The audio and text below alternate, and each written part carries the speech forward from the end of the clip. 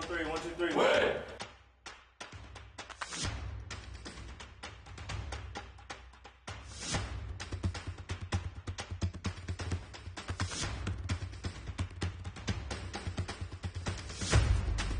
The alley-oop!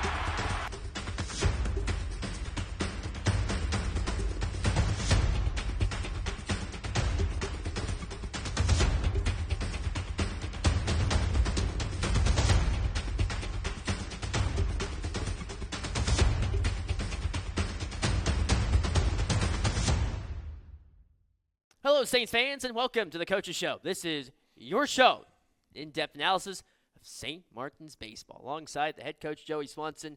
Coach, 2 weeks since we last talked, and a lot of growth for this team within 2 weeks. So what levels of optimism have you liked from your group within these last 2 weeks? Yeah, it's it's been a rough stretch, but I've seen a lot of good from our younger guys, first-year players.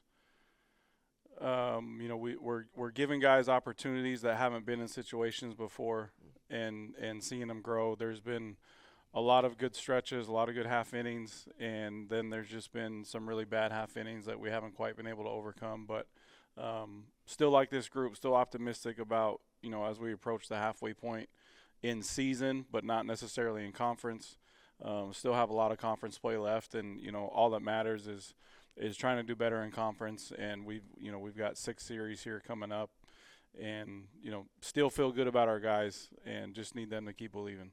And this team has been averaging under 6 runs a game within the last series against Montana State Billings, and during that time playing against a conference opponent team that has routinely been tops of the GNAC for quite a long while.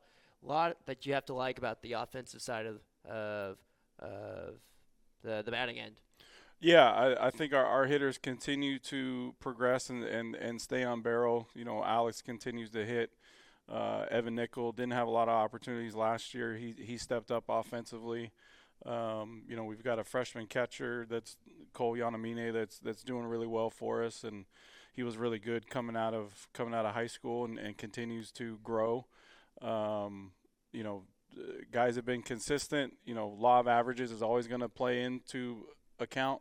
We'll see if Alex can keep it up. But he's gotten praise at plate meetings from other coaches about how good he's been doing, what a hitter he is, and he's has a great mentality. But I think it wears on him a little bit when they have to continue to play catch up. So.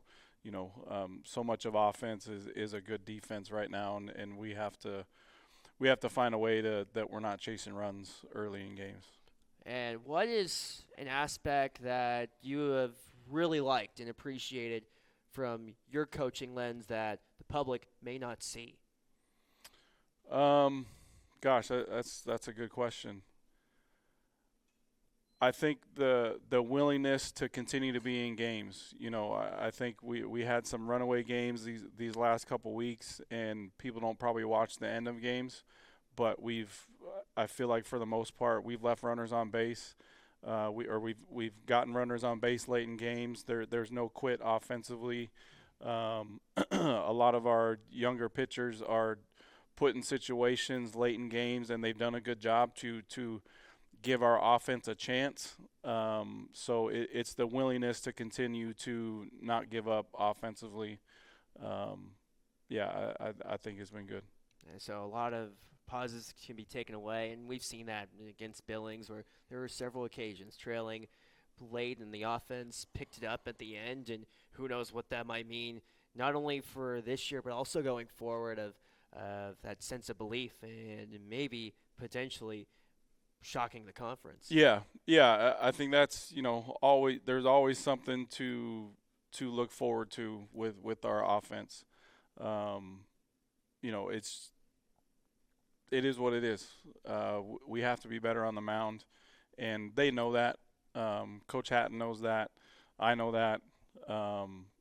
We have to continue to look forward and understand that there's still a lot of season left, and we have to continue to do that. We can't worry about what happened in the past. We just have to continue to be better pitch by pitch, inning by inning, and move forward. That Billings, like, that's one of the most well-rounded. I was talking with somebody this week, but that's one of the more well-rounded Billings teams that we've played. So, good for them. Hey, they have scored and scored a plenty at times. Also, speaking of scoring, preventing the scoring, pitching has been a place where you've seen a lot of trying to mix and match. And as we look forward into Northwest Nazarene coming up, what are you looking for out of your pitching side, not only this weekend but also in the weeks to come? Yeah, I think NNU's always been good. Joe does a good job with his group. Matt's been there for a while. There's a lot of trust there, and they, like us, have some alumni on staff now. So I think we have to understand that we're playing at home. It's different. The elevation's different. The dimensions are different, and we just need to be good on the defensive side of the baseball. We'll give some more opportunities for some guys in some starter roles, and we've thrown 10 different starters out there, and we're gonna give another guy opportunity this weekend and maybe two, and just see who wants to be that guy on the mound to at least get us started off well each game. And to set the tone for St. Martin's going forward. But a look at Northwest Nazarene, regular season champions of last year, GNAC champions. What's it going to take to come away with a positive result over this past weekend, with the caveat of being at home? Yeah, I think being at home, despite the weather that's about to come in, as we're sitting here looking at, blue skies, it's not going to be that way this weekend. We're going to have to deal with some adversity, tarp pulls, and rain coming in, and we've adjusted the schedule to try to do the best we can with getting games in. We've always played them well at home, so and our guys know that. And we just have to continue to do that. It's the weather's going to be just as much of an issue for them as it is us, and yeah, we'll see how it goes. We'll see what happens this weekend. As at the time of this recording, game scheduled for Friday and Saturday at noon and 3 o'clock. That is certainly subject to change. For sure. Be sure to check out smusaints.com for all the latest updates. But that's all the time that we have for the Coaches Show. Coach Swanson, always a pleasure. Thanks, Annie. And as always, it's a great day to be a Saint.